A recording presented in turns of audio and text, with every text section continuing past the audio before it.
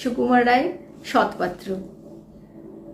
শুনতে পেলুম পোস্তা গিয়ে তোমার নাকি মেয়ের বিয়ে। গঙ্গারামকে পাত্র পেলে, জানতে চাও সে কেমন ছেলে?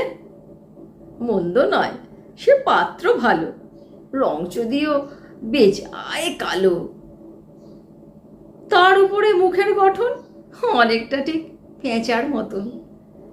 বিদ্যে বুদ্ধি বলছি বলছি মশাই, ধন্যী ছেলের অধ্যাবসায়। 19টি বার ম্যাট্রিক এসে ঘায়েল হয়ে থামল শেষে। কি বিষয় আশায় গরিব বেজায়, কষ্টে সৃষ্টে দিন চলে যায়। মানুষ তো নয় ভাইগুলো তার, একটা পাগল একটা গোয়ার।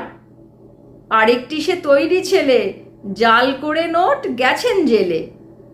কনিষ্ঠটি তবলা বাজায়, যাত্রা দলে 5 টাকা পায়।